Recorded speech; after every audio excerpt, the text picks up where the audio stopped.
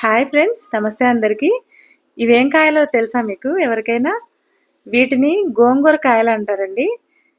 ఇవి గోంగూర ముదిరిపోయిన తర్వాత ఇలా కాయలు వస్తాయి అన్నమాట. తర్వాత వాటి నుంచి విత్తనాలు తయారవుతాయి. ఇవి ఇప్పుడు ఏం చేస్తానో మీకు ఇప్పుడు చూపిస్తాను నేను ఈ వీడియోలో. ఈ కాయలను కోసిన తర్వాత వీటిని పైనున్న వాటిని ఇలా ఒలిస్తే ఇలా రెడ్గా వచ్చే చూసారా?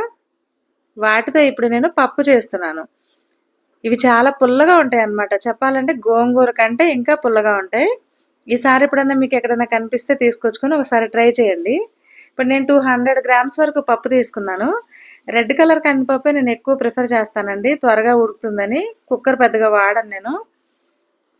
మీలో ఎవరైనా రెడ్ కలర్ కందిపప్పు వాడితే ఎర్రపప్పు అంటారు కదా, కామెంట్ చేయండి. చాలా బాగుంటుంది టేస్ట్, త్వరగా అయిపోతుంది ఉడకడం కూడా. ఇప్పుడు దీన్ని ఇలా క్లీన్గా వాష్ చేసేసుకోండి ఒక 2-3 టైమ్స్.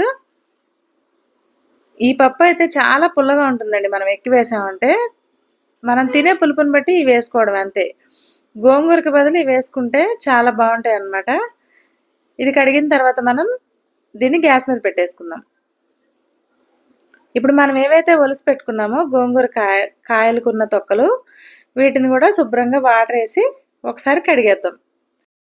మనకి గోంగూరలో ఎలా అయితే ఐరన్ వాల్యూస్ ఉంటాయో, గోంగూర తింటే బ్లడ్ పర్సంటేజ్ అయి పెరుగుతుంది, అలా ఎలా అయితే వాల్యూస్ ఉంటాయో దీంట్లో కూడా అలానే ఉంటాయి. విటమిన్ సి కూడా ఎక్కువ ఉంటుంది, ఎందుకంటే ఇవి ఇంకా పుల్లగా ఉంటాయి గోంగూర కంటే. ఒకసారి మీరు తిని చూసిన ఎక్స్పీరియన్స్ ఉంటే కనుక నాకు కామెంట్ చేయండి.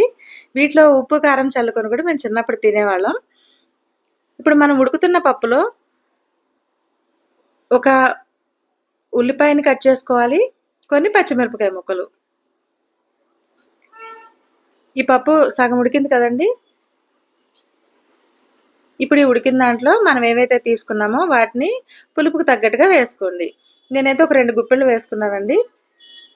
కొంచెం పులుపు ఎక్కువగానే తింటాం, కానీ ఈ పులుపు కూడా మంచి టేస్ట్ ఉంటుందన్నమాట. ఎందుకంటే ఒక్కొక్క దాంట్లో ఒక్కొక్క ఫ్లేవర్ అనేది ఉంటుంది కదా మనకి, అందుకని చెప్పేసి నేను కొన్ని ఎక్కువే వేసాను. ఇది సిమ్లోనే ఉడికితే వీటి న్యూట్రియన్ వాల్యూస్ అనేవి పోకుండా ఉంటాయి. ఎక్కువ మంట మీద ఎప్పుడైనా సరే ఫుడ్ని మనం ఉడికించకూడదు అనమాట. ఇప్పుడు మనం కట్ చేసి పెట్టుకున్న పచ్చిమిరపకాయలు, ఉల్లిపాయలు ఇందులో వేసేసుకోవాలి. ఇంకా మనం దీంట్లో చింతపండు కానీ అలాంటివి ఏవి, టమాటా కానీ అలాంటివి ఏవి వేయకూడదండి. ఇంకా అసలు తినలేమన్నమాట. చింతపండు అలా వేస్తే ఆల్రెడీ పులుపు ఉంటుంది కదా. ఇప్పుడు దీంట్లోకి రుచికి సరిపడా సాల్ట్ వేసుకోవాలి, పసుపు వేసుకోవాలి, కారం వేసుకోవాలి. వేసుకొని సిమ్లోనే కొద్దిసేపు ఉడకనివ్వాలి. మనకి పప్పు ఉడికిన తర్వాత యాజ్ యూజువల్గా తాలింపు ఎలా వేసుకుంటామో అంతేనండి. రెడీ అయిపోయింది కదా. దీన్ని దింపేసి తాలింపుకి జీలకర్ర, ఆవాలు, పచ్చిశనగపప్పు, కరివేపాకు, ఎండుమిర్చి ఎప్పుడు వేసే తరతరాల తాలింపేనండి ఇది. దీన్ని ఇందులో వేసేసి వేడి వేడి అన్నంలోకి సర్వ్ చేసుకోవడమేనండి. ఇవి చపాతీలో కూడా చాలా బాగుంటుంది. ఈ పప్పు మీకు కూడా నచ్చిందా? ఒకసారి మీరు కూడా ట్రై చేసి నాకు కామెంట్ చేయండి ఎలా ఉందో. ఇలాంటి మరిన్ని పాతతరం వంటలు మీ ముందుకు తీసుకురావడానికి నేను ట్రై చేస్తాను. నా ఛానల్ని సబ్స్క్రైబ్ చేసుకోండి. ఈ వీడియోని లైక్ చేసి షేర్ చేయండి. Thank you.